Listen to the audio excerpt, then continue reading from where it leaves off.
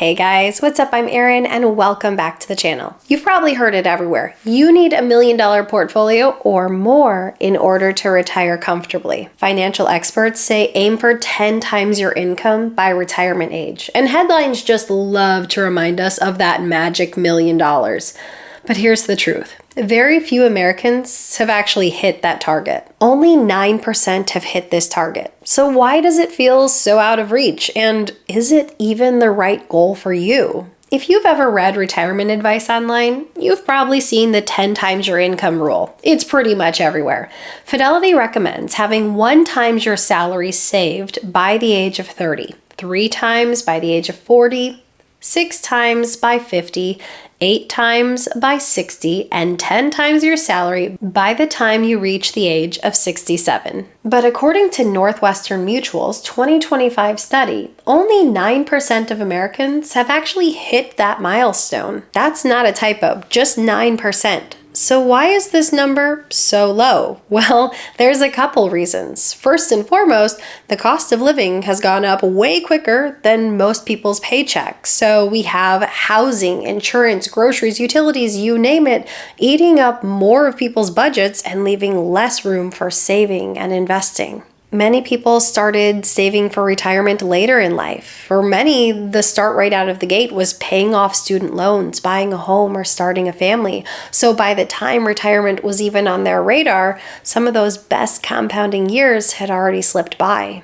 Let's not forget student debt. Record high student loans have left an entire generation with less financial wiggle room to save for the future. And income today looks a lot different than incomes did in the past. It's a lot less steady. We have a lot more gig work, side hustles. People are willing to move from one employer to the next. And when that happens, it can be easy to lose momentum or employer matches along the way. There's a lot of competing priorities. There's a lack of financial guidance. And honestly, for many, there's just procrastination. Oh, and we tend to underestimate how long we're going to need this money to last. Some assume that retirement might span 15 or 20 years, but then they're surprised when it lasts 25 or 30 years. So the moral of the story is most people are not hitting this 10x rule by the time they hit retirement.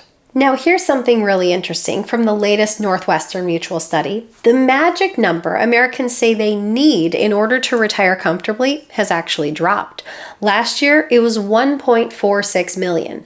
Now, it's 1.26 million, a $200,000 decrease in just 1 year's time. So why the drop? Well, there could be several reasons, but honestly, it's probably just a sign of the times and people adapting. We could have inflation fatigue.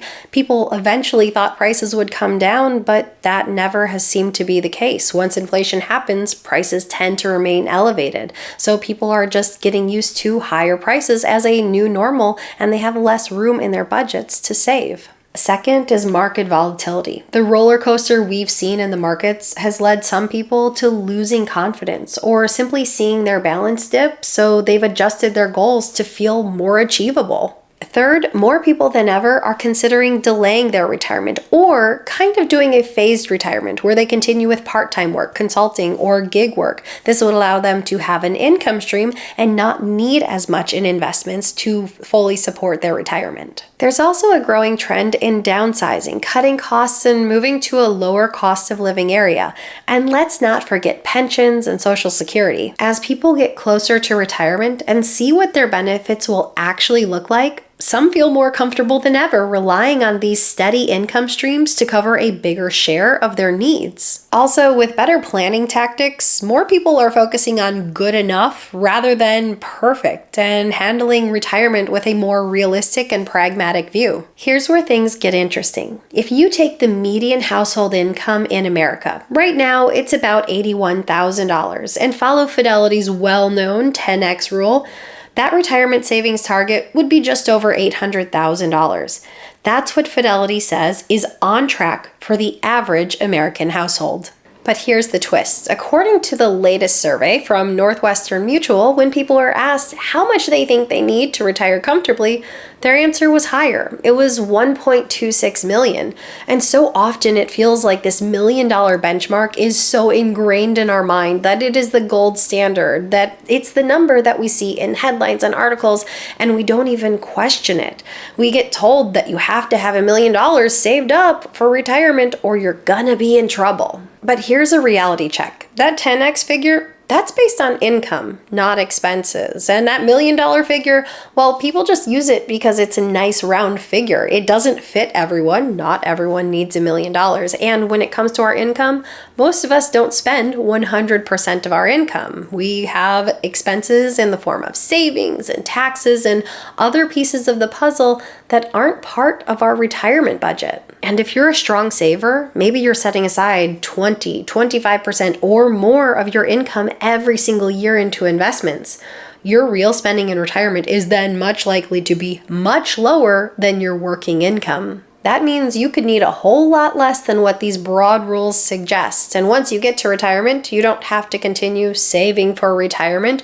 And if you're planning your retirement based on income and not expenses, you might find that if you're willing to adjust to just considering your expenses, you might be able to retire years earlier than you otherwise would. So here's my challenge to you. Don't just get caught up in these blanket rules or chase some magic $1 million figure. Get clear on what you actually spend and what you want your lifestyle to look like in retirement, and get clear on what your income streams look like in retirement. Track your real expenses, add a buffer for healthcare and a little fun, and then use that as a true starting point for what your savings goal should be. Don't get caught up in the hype. Make sure you have a plan that fits your reality, not someone else's headline. If you're watching this and thinking, yikes, I am nowhere close to where these numbers say I should be, know that you're not alone. And don't get too caught up on it, because remember, it's never too late to make progress. A lot of people get discouraged because they see big targets like $800,000 or $1 million or more,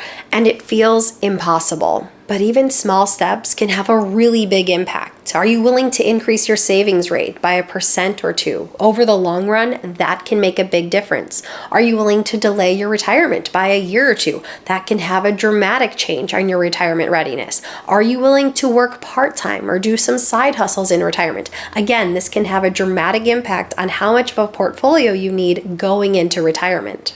And don't overlook the power of lifestyle changes. Are you willing to downsize? Are you willing to cut out excess expenses? This can go a long way to helping you afford retirement or be in a better financial position. And while many retirees do make these changes out of financial necessity, some people simply do it out of a desire for a more simple, cleaner lifestyle in retirement.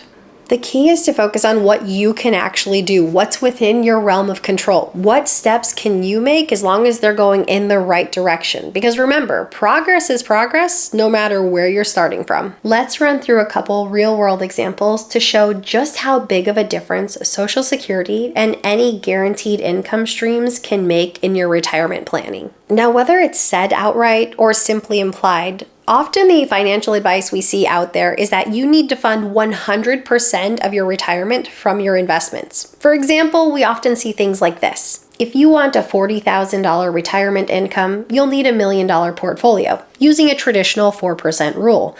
If you want a $60,000 income, you're going to need a $1.5 million portfolio. In other words, your nest egg is expected to cover every single dollar you expect to spend in retirement. But the reality is, that's not how most Americans fund their retirement. By and large, the vast majority of Americans, well over 90%, have at least one other income stream, and that is Social Security. So let's look at some numbers. Scenario 1. You're a single retiree who wants to spend $60,000 a year in retirement. If you expect to get $1,900 a month from Social Security, that's about $22,800 for the year. Subtract that from your spending goal, and now you only need $37,200 per year from your investments. Multiply that by 25, and now your target nest egg is about $930,000. Now let's say your spending is more modest. It's $40,000 a year. With Social Security still covering $22,800, you only need $17,200 from investments. Multiply that by 25, and you're looking at a target of just $430,000. Notice how much smaller those investment targets get once you factor in Social Security. That is a huge shift from the traditional advice that is assuming your investments are covering 100% of your spending in retirement. Scenario 2, let's say you're a couple, bringing in a combined $3,800 a month from Social Security, or about $45,600 for the year. If you want to spend $60,000 a year, you only need $14,400 from your investments on an annual basis. That puts your nest egg target at just $360,000. And what if your spending goal is just $40,000 a year? Social Security alone would cover all of your needs. In that case, you might not need to rely on your investments at all unless you want some flexibility or a bigger lifestyle.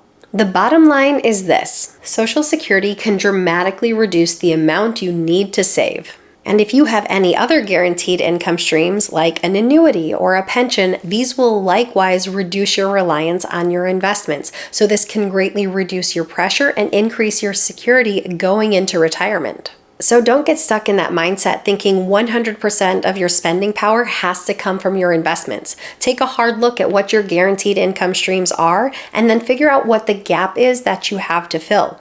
Once you do this, you can see why so many people have a successful retirement on something far less than $1 million in investments. So here's what I want you to take away from all of this. Don't get caught up in the headlines or paralyzed by the $1 million myth. $1 million can be a great goal to strive for, and if that is a goal you want to go for, great. But keep in mind that most people don't hit this figure, yet millions retire comfortably. So what matters most is what you want your retirement to look like, what your guaranteed income streams are, the gap you have to fill, and what type of nest egg you need to do that successfully. Social Security and any other income streams that you have when you go into retirement dramatically reduce how much you need in investments to have a successful, well-funded retirement. Remember, there is no one-size-fits-all approach. What matters is that you have a plan that fits your needs. What's your plan going into retirement? How many income streams do you think you will have? Share your thoughts in a comment down below. I post new videos every single week. If you got anything at all out of this one, please give it a like.